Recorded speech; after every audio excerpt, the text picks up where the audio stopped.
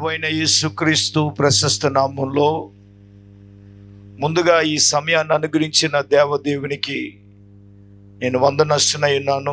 ఈరోజు మన మెసేజ్ యొక్క టైటిల్ ఏంటంటే, సంఘములో ఉన్న మనం, సేవకుని పట్ల, సంఘం పట్ల విశ్వాసులమైన మనం ఎలా ఉండాలి. మూల వాక్యంగా పరిశుద్ధ గ్రంథమైన బైబిల్లో నుంచి అపోస్తుడైన పౌలు గారు కొరింథీయులు రాసిన 2వ పత్రిక 2వ అధ్యాయం 12-13 వచనాలు మనం చదువుదాం. క్రీస్తు సువార్త ప్రకటించుటకు నేను త్రోయికు వచ్చినప్పుడు ప్రభువునందు నాకు మంచి సమయము ప్రాప్తించి ఉండగా సహోదరుడైన తీతు నాకు కనబడినందున నా మనసులో నెమ్మది లేక వారి వాస్తవంగా దైవజనుడికి మంచి సమయము ఉన్నా కానీ అక్కడ ఒక వ్యక్తి ఆయనకు కనబడలేదంట. ఎవరో తెలుసా? సహోదరుడైన తీతు. అందరు చెప్పండి ఏంటి? సహోదరుడైన తీతు గారు కనబడలేదంట. ఆయన కనబడలేకపోతే ఈయనకు మనసులో ఏమి లేదు, నెమ్మది లేదు. నెమ్మది లేదు కాబట్టి ఇప్పుడు ఆయన అక్కడ వాళ్ళ దగ్గర నుంచి సెలవు తీసుకుని ఎక్కడికి వచ్చేసాడు అంటే, మాసిదోనియాలో ఉన్న సంఘము దగ్గరికి, మాసిదోనియానికి పౌలు గారు వచ్చేసాడు. చదువుకున్న వాక్య తాత్పర్యం అది. అయితే ఈ రాత్రికాల సమయంలో ఇక్కడ కూడి ఉన్న మనందరితో కూడా ప్రభువే సూటిగా తేటగా మనతో మాట్లాడబోతున్నాడు. ఈ రోజున మనం ఎలాగుండాలి, విశ్వాసులుగా మనం వచ్చే మనం మందలో ఉండాలని దేవుడు గత రాత్రి మాట్లాడాడు కదా. ఇంతకీ పౌలు గారు అక్కడ వాక్యం చెప్పడం మానేసి మాసిదోనియానికి ఎందుకు వచ్చాడండి? మాసిదోనియాలో ఆయనకు ఒక సంఘం ఉంది. ఆ మాసిదోనియా సంఘములోనే తీతు అనే వ్యక్తి ఉన్నాడు. ఇక్కడ నేను తీతును జ్ఞాపకం చేస్తాను, మాసిదోనియాలో ఉన్నటువంటి సంఘ విశ్వాసులను నేను జ్ఞాపకం చేస్తాను. గత రాత్రి దేవుడు మందను గురించి దేవుడు మాట్లాడాడు కదా, మందలో మనం ఉండాలి కదా.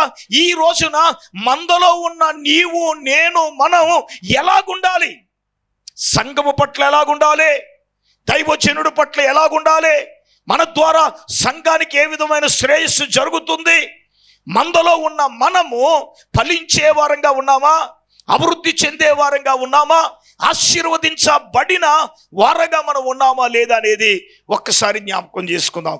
ఇప్పుడు ఆయన అక్కడ నుంచి ఎక్కడికి వచ్చేసాడు చెప్పండి? మాసిదోనియాకి. అందరూ మాట్లాడాలి మీరు. పౌలు గారు ఎక్కడికి వచ్చేసారండి? మాసిదోనియానికి వచ్చేసారు. ఎందుకు వచ్చేసారు అంటే, తీతు గారి గురించి, మాసిదోనియాలో ఉన్న సంఘ విశ్వాసుల గురించి వచ్చేసాడు. నెంబర్ 1, ఈ తీతు ఎటువంటి వాడు అంటే, 2వ కొరింథీయులకు రాసిన పత్రిక 7వ అధ్యాయం 6-7 వచనాలు చదువుదాం. అయినను దీనులను ఆదరించే దేవుడు తీతు రాక వలన మమ్ములను ఆదరించెను.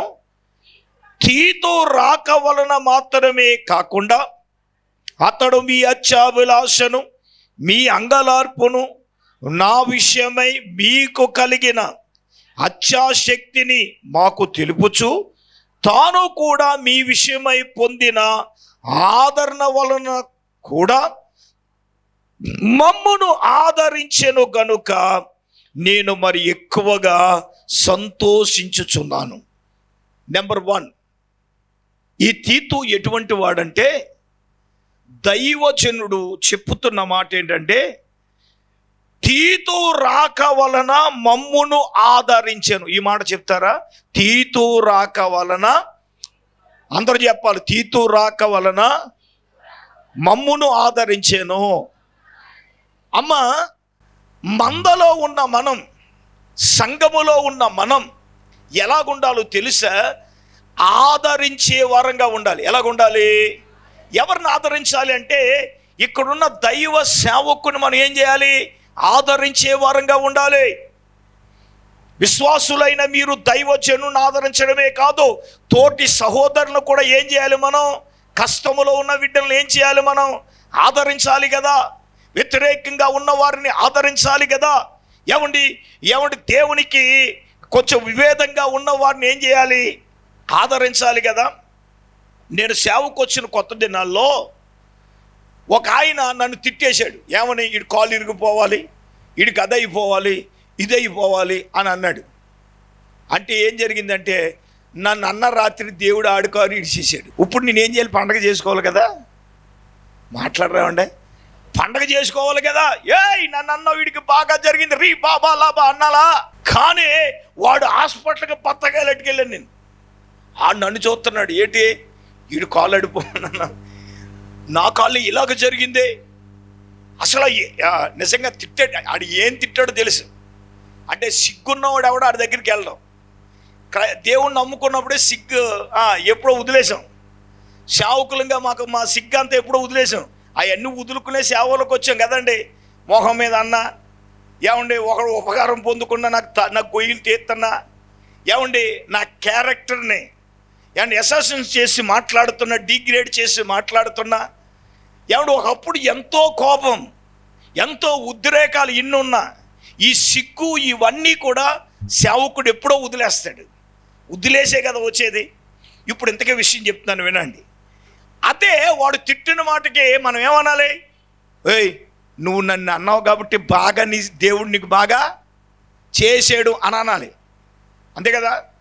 కానీ నేను వెళ్ళి వాడు నన్ను చూడగానే ఆడికి కంగారు వచ్చేసింది. ఏంటి పాపం నేను ఏదైనా అంటానేమో అని.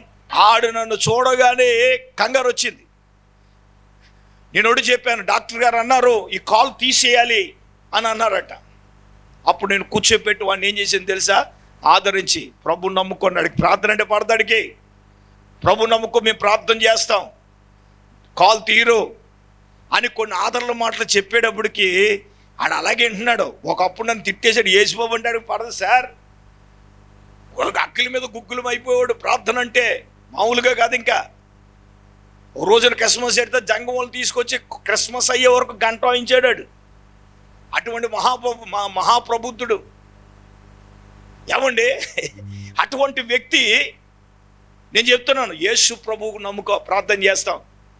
అబ్బాయి నీ కాల్ తీరో, దేవుడు అద్భుతం చేస్తాడు, ప్రార్థన చేయమంటారంటే చెయ్యండి అన్నాడు. ఇంక ఏదో కక్కలాగా మింగలేక వాడిని ఆదరించి, ఏమండి అప్పుడు ప్రభు గురించి కొన్ని మాటలు చెప్పి వానికి ప్రార్థన చేస్తే, నేను వచ్చేసిన తర్వాత డాక్టర్లు అన్నారంట, అబ్బాయి నీ కాల్ తీరన్నారంట. దేవుడు స్తోత్రం చెప్పండి, చెప్పండి గట్టిగా హల్లెలూయా.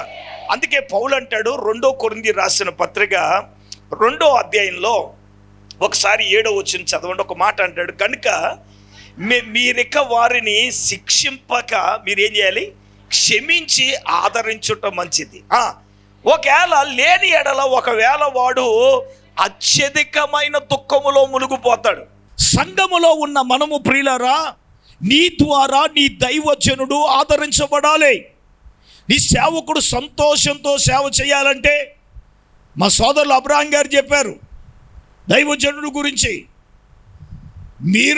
మీరు సహకరిస్తే మీ దైవజనుడు ఇంకా సేవలో ముందుకు పరుగులెట్టి మంచిగా పరిచర్య చేస్తారు అని. నేను అంటాను, నీ ద్వారా నీ దైవజనుడికి ఆదరణ రావాలి. ఇక్కడ తీతు ద్వారా మాసిదోనియాలో ఉన్నటువంటి సంఘ విశ్వాసుల ద్వారా పౌలు గారు ఆదరించబడుతున్నాడు. నేనంటాను, నూతనంగా ఇతరులైన వారికి కూడా నువ్వేం చేయాలో తెలుసా? వారిని ఆదరించాలి. అయ్యా మీరు అడగొచ్చు, ఏమన్నా ఆదరించకపోతే ఏంటంటే అక్కడ రాయబడి ఉంది, మనం ఆదరించకపోతాడు ఎక్కడ మునిగిపోతాడంట చెప్పండి? దుఃఖములో మునిగిపోతాడు కదా. నేను ఇందాక చెప్పాను, ఆ వ్యక్తి గురించి యేసు ప్రభువుకి చెప్పడం గురించి, యేసు ప్రభు గురించి అడిగి పడదో, సేవకు నిన్నే తిట్టేవాడు అయినా కానీ కొన్ని ఆదరణ మాటలు చెప్పి వాని కోసం ప్రార్థన చేస్తే దేవుడు అద్భుత రీతిలో ఆ వ్యక్తి యొక్క కాలును దేవుడు ఏం చేశాడు? ముట్టి స్వస్థపరిచాడు. దేవునికి స్తోత్రం. ఇంకో మాట చెప్పనా, అప్పటి నుంచి పాస్టర్ గారిని తిట్టడం మానేసాడు. ఎందుకో తెలుసా? ఆయన తిడితే నా కాలు ఇరిగిపోద్దని చెప్పాడంటే ఎవరితోటి. ఏంటి మాట్లాడినామా? పాస్టర్ గారిని ఏమన్నా అన్నాం అనుకో, మా పక్కన మా మాయ కూడా అంతే, ఇంక అత్త మాటలు ఇంకా మైకెట్టిన ఏమంటే దెబ్బలాడికి వచ్చేసేవాడు. ఆడికి కూడా ఒకటి జరిగింది, ఇంక నా జోలికి రావట్లేదు. దేవునికి స్తోత్రం. అర్థమవుతుందండి? ఎందుకంటే దేవుని బిడ్డలంగా మనం ఒకటి నేర్చుకోవాలి. సంఘంలో ఉన్నామంటే, మందలో ఉన్నామంటే నీ సేవకు నేను చెప్తున్నాను, సందర్భం వచ్చింది కాదు చెప్తున్నాను. 2019, 2020, 2021 లాక్డౌన్స్ వచ్చి కరోనాలో ఏమండి సేవకులకి ఆరాధన లేకుండా మీకైనా పని చేసుకోవడానికి కాంతో కొంత వెసులుబాటు ఉంటాయి. ఏమండే సేవకుడికి ఆ మాత్రమైనా ఉందా? పోలే ఆదివారం అయినా వస్తారంటే ఆ రోజునే లాక్డౌన్ పెట్టేవారు. అంటే ఆరాధనలో చెప్పండి, ఆరాధనలో పెట్టుకోకుండా ఒక పాస్టర్ గారు అన్నాడు నన్ను, యాండి మీ సంఘం మీ గురించి ఆదరించిందా మిమ్మల్ని అని అన్నాడు. ఒరే నన్ను ఆదరించడం కాదు, మా సంఘస్థులు నేనే ఆదరించాను అన్నాను. ఎందుకే ఆయన డౌట్ ఏంటో తెలుసా? పాస్టర్ గారు అండి మనం ఎలా ఉంటున్నామో ఏం చేస్తున్నామో ఏమన్నా మమ్మల్ని సంఘం ఎప్పుడు కూడా ఆదరించలేదండి అన్నాను. నేనన్నాను మా సంఘాన్ని నేనే ఆదరించాను. అనేక మంది కరోనాలో సేవకులను కూడా ఆదరించడం జరిగింది. నేను ఒక మాట ఎందుకు క్లియర్గా చెప్తున్నానంటే, ఈరోజు అక్కడ త్రోయిలో వాక్యం చెప్పడం మానేసి మాసిదోనియాకు పౌలు ఎందుకు వచ్చేసాడు అనంటే, ఆదరించే వాళ్ళు అక్కడ కరువైపోయారు. మందలో ఉన్న నీవు, సంఘములో నాటబడిన నీవు, నేను, మన ద్వారా, నీ ద్వారా, నా ద్వారా, మనందరి ద్వారా నీ సేవకుడు ఆదరించబడాలి. ఇతరులు కూడా ఏం చేయబడాలి తెలుసా? ఆదరించబడే వాళ్ళుగా ఉండాలి. అర్థమవుతుందా? ఈ మాసిదోనియా సంఘములో ఈ తీతు అనే వ్యక్తి ఒక ప్రాముఖ్యమైన వ్యక్తిగా ఉన్నాడు. కానీ పాస్టర్ గారు ఎవరంటే పౌలు గారు. తీతు గారు కూడా ఎవరంటే మాసిదోనియా సంఘములో ఒక ప్రాముఖ్యమైన వ్యక్తిగా ఉన్నాడు. నేను అంటాను, మందలో ఉంటే సరిపోదు, నీ ద్వారా సేవకుడికి ఆదరణ రావాలి. ఇతరులు కూడా ఏం చేయబడాలి? ఆదరించబడాలి. అటువంటి ఆదరణ నీ ద్వారా, నా ద్వారా, మనందరి ద్వారా సంఘములో ఉన్న మన సేవకునికి ఆదరణ కావాలి. ఇది మొట్టమొదటిది. రెండవదిగా మనం చూసినప్పుడు ఈ 2 కొరింథీయులకు రాసిన పత్రిక 7వ అధ్యాయంలో 14-15 వచనాలు ఒకసారి గమనిద్దాం. ఏలయనగా నేను అతని ఎదుట మీ విషయమై ఏ అతిశయ మాటలు చెప్పిననో సిగ్గుపరచవలేదు. మేము అలాగూ అన్నిటిలోనూ మీతో నిజంగా చెప్తాం కదా, అలాగుననే మేము తీతు ఎదుట మీ విషయమై చెప్పిన అతిశయ మాటలు నిజం. మరియు మీరు భయముతోనూ, చెప్పండి, వణుకుతోనూ తన్ను చేర్చుకుంటారని అతడు మీ అందరి విధేయతను మాకు జ్ఞాపకం చేశారు. అమ్మ వినాలి, మాసిదోనియా సంఘములో ఉన్న విశ్వాసుల్లో రెండవదిగా విధేయత కనపడుతుందండి. ఎవరికి విధేయత? చూడండి, ఆయన చెప్తున్నాడు, మీరు తీతును ఏమండి తీతు ఎడల, నా ఎడల మీరు ఏం చూపిస్తున్నారు అంటే విధేయత. నేను అంటాను, సంఘములో ఉన్న మనమందరము కూడా సేవకునికి విధేయత చూపాలి, దేవుని వాక్యానికి విధేయత చూపాలి. ఏమండి విధేయత అంటే ఏంటో తెలుసా? దేవుని మాటకు మనం లోబడాలి కదా. చెప్పిన ప్రతి మాటకి ఏం చేయబడాలి? లోబడాలి. మా ఉన్న సంఘం అంతా, వాడపాలలో ఉన్న సంఘం అంతా విగ్రహారాధికులే. ఏదైనా చెప్తే ఏంటి వెంటనే ఏమవుతారండి? లోబడాలి. అలా లోబడడం ద్వారానే మనకు దీవెన రావాలి కదా, మన కుటుంబాలు ఆశీర్వదించబడాలి కదా, మనము దీవించబడాలి కదా. ఇప్పుడు వీరు అంటే మాసిదోనియాల సంఘములో ఉన్న విశ్వాసులు, తీతు గారు కూడా దైవజనుడి పట్ల, దేవుని పట్ల ఏం చూపిస్తున్నారు? మందలో ఉంటే సరిపోదు, విధేయత చూపాలి కదా. ఇప్పుడు చూడండి, మందలో గొర్రెలు ఉన్నాయనుకోండి, కాపరు ఒక్కడే ఉంటాడు. మీరు గమనించారు కరెక్ట్గా. కాపరు ఎలాగ వెళ్ళిపోతే గొర్రెలు అలాగే వెళ్తాయి. ఈ మందలో కనుక ఒక 3 మేకలు ఉన్నాయంటే దసరాలో ముందు ఒకటి వెనకాల ఒకటి ఉండాలి. అంటే అర్థమైందా? మీరు గమనించారా లేదా? అంటే మేక తిన్నంగా ఉండదుగా. ఈ మేక వెళ్ళిందనుకో, ఈ గొర్రెలు కూడా. అందుచేత మందలో గొర్రెలతో పాటు మేకలు ఉంటే కాపరి ముందు ఒకడు ఉంటాడు, వెనకాల ఒకడు ఉంటాడు.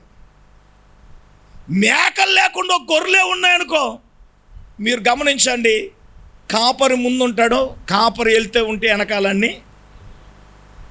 అందుకే యేసయ్య మనల్ని దేనికి పోల్చాడండి?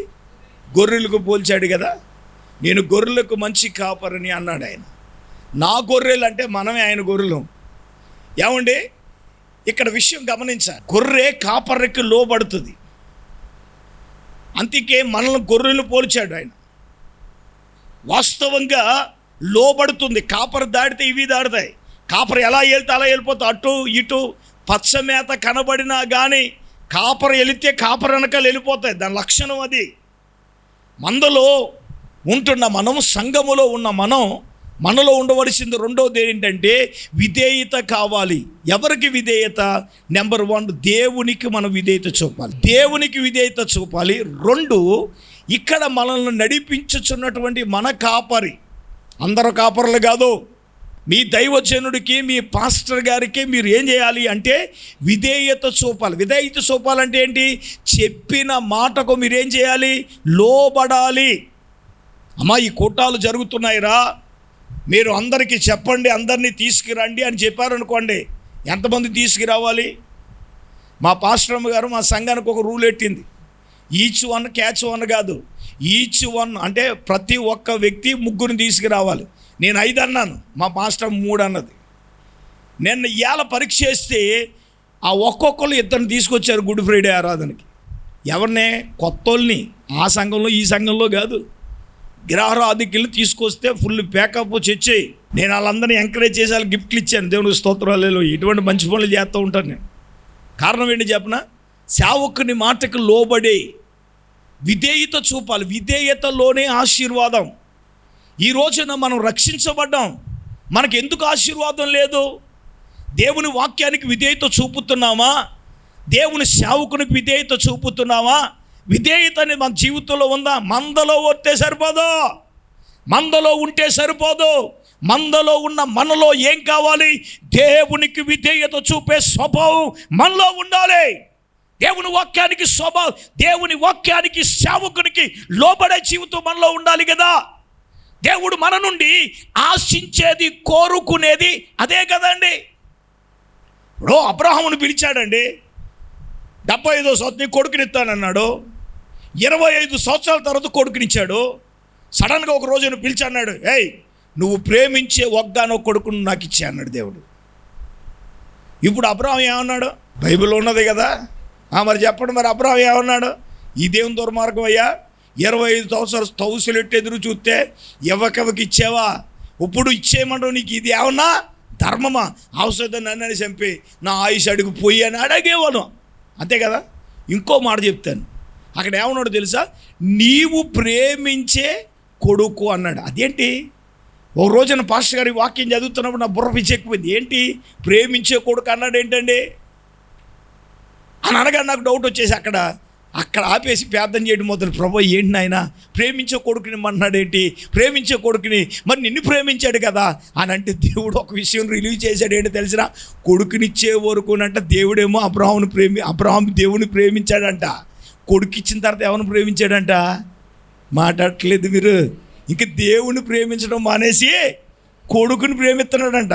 మా గుళ్ళో ఒకటి ఉండేది, ఇంకేం చేయపు ప్రభు, నాకు పెళ్లి చేయ ప్రభావ, పెళ్లి చేయ ప్రభావ, పెళ్లి చేయ ప్రభావ అంటే దాని బాధపడలేక దేవుడు పెళ్లి చేసేసాడు. దేవుని స్తోత్రం. పెళ్ళి అయిన తర్వాత గుడికొత్తే ఒట్టు అంటే అది ఎందుకోసం వచ్చింది? మరి ఇటువంటి బ్యాచ్ చాలామంది ఉంటారు. అప్పులు తీరాలని, ఇల్లు కట్టాలని, జాబు రావాలని, అదని ఇదని మళ్ళీ వస్తే తుపాకి దెబ్బలు కనిపించరు. ఒక ఆవిడ కోయిట వెళ్ళాలని వచ్చిందంట. మొత్తమే దేవుడు ఈ ప్రార్థన, సంఘ ప్రార్థన చేసి కోయిట వెళ్ళిపోయిన తర్వాత ఈవిడ అసలు మొత్తమే పాస్టర్ గారికి ఫోన్ చేయడం మానేసిందంట. మరి ఆయన మొట్టమొదటి జీతం పాస్టర్ గారికి వేసేస్తాను, ఊరంతా టౌన్కి వేసేసిందంట.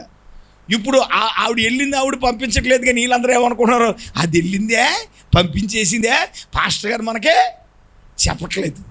అది పిచ్చిదానా, నీకు తెలీదు, అది ఎప్పుడో మర్చిపోయింది.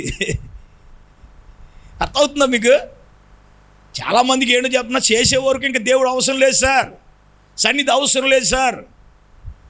మా సంఘంలో కావడం ఎప్పుడు చూసినా గేన్ డ్రైవ్ ప్రోవా అనేది. శుక్రవారం ప్రార్థన అయినా, ఇంకా ఆదివారం ప్రార్థన అయినా, ఇంకా ఎప్పుడు చూసినా ఇంకా అదే ప్రార్థన. ఇంక దీని బాధపడలేక దేవుడు గ్రైండర్ ఇచ్చేసాడు. ఇంక శుక్రవారం ప్రార్థన అంటే రుబ్బుడు అంటుంది, ఇంకా శనివారం ప్రార్థన అంటే రుబ్బుడు అంటుందండి, ఇంకా ఆదివారం ప్రార్థన అంటే లుధియాం గారు రుబ్బుడు అంటుంది. ఒకే రోజున 6 కేజీలు వచ్చేసిందంట పప్పు. వస్తే ఇప్పుడు చెప్పండి, సైతాన్ అంటుందంట, పిచ్చిదానా, వారం రోజులు పప్పు ఒకే రోజు వచ్చేసింది. ఇప్పుడు ఏం చేయాలి? గుడికి వెళ్ళాలా పప్పాడాలి, గుడికి వెళ్ళాలా పప్పాడాలి, గుడికి వెళ్ళాలా పప్పాడాలి. సైతానికి ఓటేసేసింది. అంటే 6 కేజీలు పప్పు ఆడి వచ్చేటప్పటికి ఆమెన్ ఆశీర్వాదం ఇచ్చేయండి. దేవునికి స్తోత్రం. ఇప్పుడు చెప్పండి, ఇచ్చే వరకు దేవుని అందరికంటే ముందుండేది ఆవిడ. ఏ ప్రార్థన మానలేదమ్మాయి, ఉపవాస ప్రార్థన మానలేదు, విజ్ఞాపన ప్రార్థన మానలేదు, ఆదివారపు ఆరాధన మానలేదు. ఇప్పుడు గేండ్ర ఇచ్చిన తర్వాత ఏంది? దేన్ని ప్రేమిస్తుంది ఇవిడి? దేవుని ప్రేమిస్తుందా? సన్నిధి ప్రేమిస్తుందా? వాక్యాన్ని ప్రేమిస్తుందా? దేనిని ప్రేమిస్తుంది? గమనించాలి. ఈ రోజున చాలామంది, అందుకే అబ్రహాముని నువ్వు ప్రేమించే కొడుకు నాకు అంటే ఏమన్నాడు? చిత్తము ప్రభు అన్నాడు. ఏమన్నాడు? మాట్లాడండి. లోబడటం అంటే అదే. ఏదైనా చెప్పినా మనం ఏం చేయాలి? విధేయత చూపాలి కదా. ఏమండి, ఆ త్రోయి నుంచి మాసుదోయనికి ఎందుకు వచ్చేసాడండి? అక్కడ విధేయత చూపేవాడు ఎవడో లేడు, ఆదరించేవాడు ఎవడో కనబడలేదు ఆయనకి, అందుకే వచ్చేసాడు కదా. ఈరోజు నేను అంటాను, మందలో సంఘములో ఉన్న మనం దేవునికి విధేయత చూపాలి, సేవకునికి విధేయత చూపాలి, వాక్యానికి విధేయత చూపే వారంగా ఉండాలి. మూడవదిగా మనం చూద్దాం. మూడవదిగా ఈ సంఘమును గురించి 8వ అధ్యాయం 2 కొరింథీయులకు రాసిన పత్రిక 8వ అధ్యాయం దయచేసి మొదటి 2 వాక్యాలు మనం చూద్దాం. సహోదరులారా, మాసిదోనియా సంఘాలకు అనుగ్రహింపబడిన దేవుని కృపను గురించి మీకు తెలియకుండా మాకు ఇష్టం లేదు. ఎలాగనగా వారు బహుశ్రమల వలన పరీక్షింపబడుతుండగా అత్యధికముగా ఏం చేశారంట? సంతోషించారంట. వీళ్ళు ఉండే 3వ అనుభవం ఏంటంటే, శ్రమలు వారు కలిగినా కూడా దేవునిలో ఏం చేయాలి? చెప్పండి, ఇది చాలా విలువైన పాయింట్ ఇది. శ్రమల వలన పరీక్షించబడుతున్నప్పుడు మనం దేవుళ్ళో ఏం చేయాలండి? సంతోషించాలి కదా. శ్రమలు పరీక్షించబడుతున్నప్పుడు, శ్రమలు వస్తే చాలామంది దేవుని వదిలేస్తారు. వీళ్ళంట శ్రమలు వచ్చినప్పుడు, శ్రమలలో పరీక్షించబడుతున్నప్పుడు అత్యధికంగా ఏం చేశారు వీరు అంటే, దేవునిలో సంతోషించే అనుభవం. క్రైస్తవ విశ్వాసికి శ్రమలు వస్తాయి. శ్రమల ద్వారా నువ్వు బిడ్డల ద్వారా పరీక్షించబడవచ్చు. కట్టుకున్న యజమానుని ద్వారా, శ్రమల ద్వారా నువ్వు పరీక్షించబడవచ్చు. లేదా నీవు నమ్మిన స్నేహితుల ద్వారా నీవు పరీక్షించబడవచ్చు. నీ కుటుంబంలో, నీ వ్యక్తిగత అనుభవంలో చెప్పండి, శ్రమలు రాని క్రైస్తవుడు లేడు కదా. అలాగంటే మీ అందరికంటే ఎక్కువగా సేవకునికే ఎక్కువ శ్రమలు. ఒక మాట చెప్పనా, నేను మంచి చేసి కూడా 3 నెలల నుంచి టార్చర్ అనుభవిస్తున్నాను, మామూలుగా కాదు. ఇప్పుడు నేను ఎవరికి చెప్పుకోలేకపోతున్నాను. కారణం ఏంటంటే, అవతల వ్యక్తి గురించి ఒకవేళ నేనేం చెప్పినా ఎదరుడేమన్నాడు కదా, ఆడ అలాగా చేయడానికి కారణం నువ్వే కదా అని అలా తయారు చేసావు, నువ్వే కదా, అందుచేత నువ్వే తయారు చేసావు కాబట్టి ఆడి ఫీలింగ్ ఏంటంటే, ఆడు బాధపడుతున్నాడు, నువ్వు బాధపడు అని అర్థం. అందుచేత ఆడికి చెప్పి బాధపడు అంతే తప్పగానే ఇంకా నేనేం చేస్తున్నాను తెలుసా, శ్రమలలో వచ్చినప్పుడు ఇక్కడ వాళ్ళు పరీక్షించబడుతున్నప్పుడు ఏం చేశారు? అత్యధికంగా దేవుళ్ళు ఏం చేస్తున్నారు? సంతోషించారు. నేను అది మైండ్లో నుంచి తీసిపాడేశాను. శ్రమని, నిందని, కష్టమని దాన్ని తీసిపాడేసి నేను చెయ్యవలసిన పని ఏదో జెన్యూన్గా, నమ్మకంగా, యథార్థంగా దేవుడు నాకు అప్పగించిన పని ఏదైనా నాకు ఒక పని కాదు, ఎన్ని పనులంటే మా పాస్టర్ అడుగుతుంది, ఈ అన్నిటిని నువ్వు హ్యాండిల్ ఎలా చేయగలుగుతున్నావు? ఓ పక్కన బిషప్ కౌన్సిల్ అంటావు, ఓ పక్కన జిల్లా యూనియన్ అంటావు, ఓ పక్కనేమో 4 మండలాల జేఏసీ అంటావు, ఒక పక్కన సిడబ్ల్యూ అంటావు, ఓ పక్కన ఐఎఫ్జే అంటావు. ఈ అన్నిటికీ మూల పురుషుడు నువ్వే. మా పాస్టర్ అన్న మాట ఏంటి? అన్నిటికీ మూల పురుషుడు నీవే. నువ్వు ఎలా హ్యాండిల్ చేయగలుగుతున్నావు? ఎలాగ చేయగలుగుతున్నావు అంటే, నేను అంటాను దేవుడిచ్చిన కృపను బట్టి అవన్నీ హ్యాండిల్ చేయగలుగుతున్నావు. ఒకటి శ్రమలు రావా అని కాదు, ఇంకో మాట చెప్తాను ఇక్కడ. శ్రమలు ఎవరికి వస్తాయి చెప్పనా? నిజంగా నీతిగా ఉన్నవాడికే శ్రమలు వస్తాయి. యథార్థంగా ఉన్నవాడికే శ్రమలు వస్తాయి, నీతిగా సేవ చేసేవాడికే శ్రమలు వస్తాయి, యథార్థంగా సేవ చేసేవాడికే శ్రమలు వస్తాయి, ఆత్మల రక్షణ కొరకు పాటుపడేవాడికే శ్రమలు వస్తాయి. వాడికే నిందలు, వాడికే అవమానాలు, వాడికే ఎన్నో ఎన్నో ఎన్నో వాడికే కదా వచ్చేది. విశ్వాసులారా, మీరు శ్రమల ద్వారా పరీక్షించబడుతున్నారంటే అర్థం ఏంటో చెప్పనా? శ్రమలు వచ్చినప్పుడు ఆ శ్రమలలో ఆనందించి సంతోషించే అనుభవం. ఇందాక మా సోదరులు అబ్రహాం గారు చక్కని మాట చెప్పారు. ఎవరి కోసం? షడ్రకు, మేషకు, అబేద్నెగోలు వారి కొరకు. ఎందుకే వాళ్ళు ఆ తంతి వాయిద్యాలు వాయించేటప్పుడు అందరూ నమస్కరించినప్పుడు వాళ్ళు నమస్కరించేస్తే ఏ గొడవనా ఉండేదా?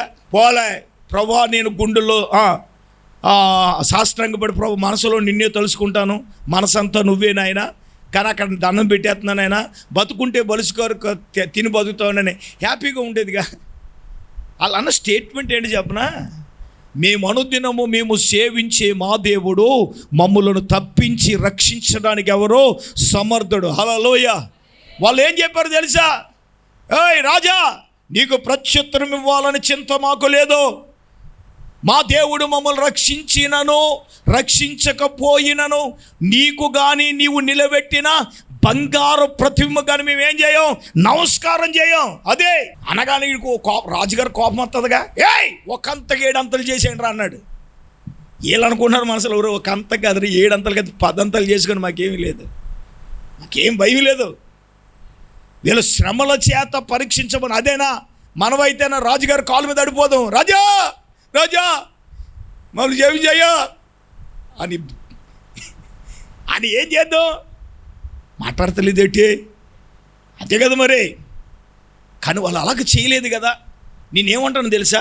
అలాగ శ్రమలలో పరీక్షించబడుతున్న వాళ్ళు దేవునిలో సంతోషించి అగ్ని 7 అంతలై కాళ్ళు చేతులు కట్టేసి బలాజులైన చేత విసిరివేయబడితే, విసరడానికి వెళ్ళిన బలాజులే అగ్ని జ్వాలల చేత ఏమయ్యారో తెలుసా?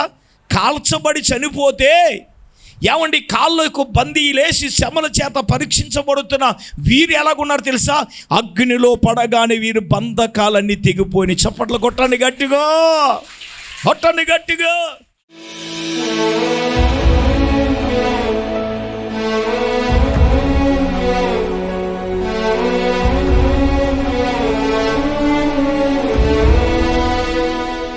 ప్రేమ కలిగిన మా పరిశుద్ధ తండ్రి, మీ ఘనమైన శ్రేష్టమైన నామాను బట్టి వందనాలు స్తోత్రాలు చెల్లిస్తున్నామయ్యా. నిశ్చయముగా సంఘములో ఉన్న మీ మందరము ఏ విధంగా ఉండాలి?